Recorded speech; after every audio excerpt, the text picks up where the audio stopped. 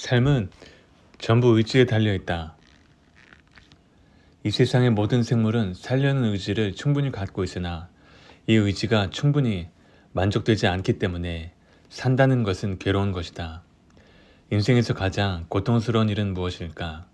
누군가에게는 지독한 가난일 수도 있고 누군가에게는 고약한 고통일 수도 있으며 누군가에게는 1분 1초가 아까울 만큼 두려운 죽음일 수도 있다.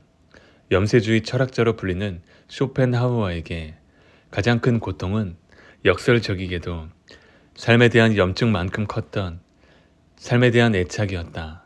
쇼펜하우어는 면도칼로 자신의 목을 벨지도 모른다는 불안감 때문에 이발사에게 면도를 시키지 않았다. 화재가 날까봐 2층 방에서는 잠을 자지 않았으며 목숨을 지키기 위해 탄환을 넣은 권총을 침대 옆에 두고 잤다. 그의 나이 43세가 되던 1831년에는 베를린에 콜레라가 퍼지자 프랑크푸르트로 도망가다시피 했다. 모든 인생은 고통이다. 40년을 넘게 살아온 사람이라면 쇼펜하우어의 깨달음에 공감할 것이다. 삶의 욕망 자체가 고통이라는 가르침을 불교에서는 일체계고로 표현한다. 모든 인간은 언젠가 죽기 마련인 존재다. 그러므로 욕망, 집착, 소유욕이 얼마나 헛된 일인지 알 필요가 있다. 명성, 권력, 지식 등은 내가 죽으면 다 부질없는 것이 되고 만다. 이 사실을 알고 우리가 욕망의 파도를 잘 다스리는 것이 마음의 행복을 얻는 출발점이다. 어두운 고통의 바다에서 눈을 뜨고 검은 파도를 들여다보라. 행복이라는 화려한 이름 뒤에 가려진 삶의 어두운 면을 들여다볼 수 있어야 한다. 인생의 심연을 직시할 수 있는 용기가 필요하다. 쇼펜하우어는 인생사가 고통의 연속인 이유를 살아남고자 하는 인간 본성의 욕망 때문이라고 했다. 그는 인간의 본성을 삶에 대한 맹목적인 의지로 보고 영원히 살려는 맹목적인 욕망이 충족되지 않아서 인간이 고통을 피할 수 없다는 점을 밝혔다. 인간 본성의 욕망이 고통만 주는 것은 아니다.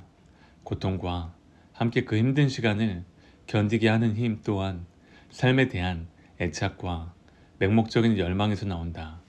그래서 이런 욕망을 잘 다스릴 때 주체적으로 행복한 삶이 가능하다고 봤다.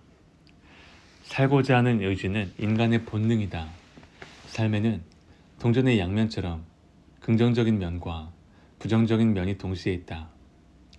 잘 살고자 하는 욕구가 타성과 관성이라는 점에서 불행의 원인이 되지만 삶의 원동력이라는 점에서 행복의 조건이기도 하다. 인간은 이성과 본능 두 가지 면을 가지고 있다. 행복도 이 두 원리의 근거에서 주장됐다.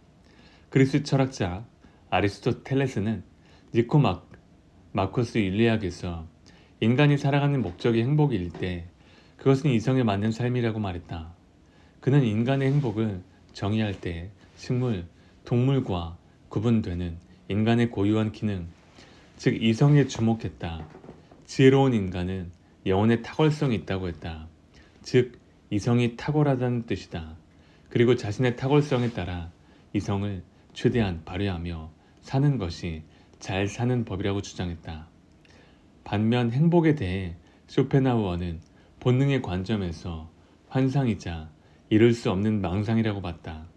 우리가 살아가는 모습은 마치 인생이라는 기차가 기관사 없이 삶에 대한 욕망에 이끌려 달려가고 있는 것과 같기 때문이다.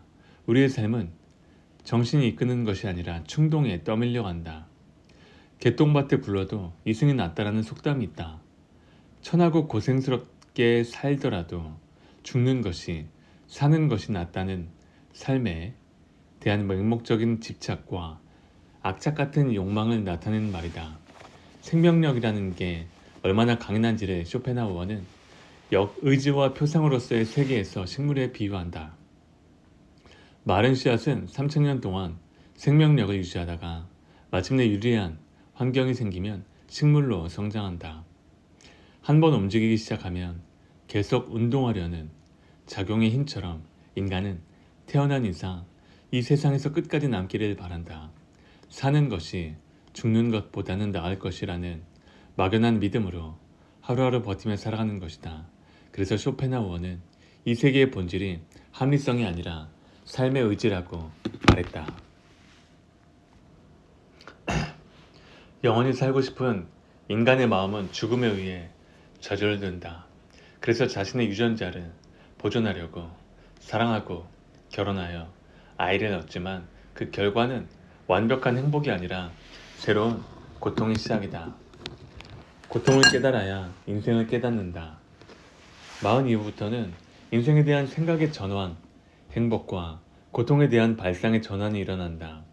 쇼펜하우어처럼 행복을 위해 우리도 인생을 고통스럽게 만드는 원인이 무엇인지 성찰하고 고통을 줄일 수 있는 지혜를 갖출 필요가 있다. 쇼펜하우어의 인생은 40대 중반이 넘어서야 풀리기 시작했다. 쇼펜하우어에게 마흔은 견디기 힘든 고통을 인내하면서 넘어야 할 인생의 위기이자 전환점이었다. 그가 40대에 포기했다면 명성도 행복도 누리지 못했을 것이다. 이 세상을 이해하는 데는 풍부한 경험뿐만 아니라 다양한 관점과 시각이 필요하다. 현상을 판단하고 이해하고 자양분으로 만들 수 있는 성숙의 조건이 최소 40년이다. 청춘은 지혜롭지 못하지만 무모한 용기가 있다. 이 질풍노도의 시기에 인생의 쓴맛을 겪고 나면 시선이 넓어지고 깊어진다. 마흔 이후 행복한 삶을 누리고 싶다면 경험과 지식을 쌓고 자기 통찰을 거듭해야 한다. 마흔부터 쾌락의 양을 늘려나가기보다는 고통을 줄여 나가는 방법이 더 현명해 보인다. 쇼펜하우어는 40대를 견디고 나서부터 70회 생일이 2년 지난 후 1860년 9월 21일 눈을 감을 때까지 행복한 시간을 보냈다. 사후에나 인정받을 줄 알았던 그의 책이 가치를 인정받고 사회적 명성을 얻은 덕분이다. 쇼펜하우어의 생전 마지막 모습은 행복한 기억을 떠올리는 듯 고통 없이 온화한 모습이었다고 한다. 마흔의 쇼펜하우어가 앞으로 누릴 행복을 전혀 예감하지 못했듯이 우리도 미래를 속단해서는 안 된다. 어쩌면 쇼펜하우어가 노년에 얻은 것은 명성과 부, 사회적인 인정이 아니라 내면의 깨달음, 삶의 지혜였을 것이다.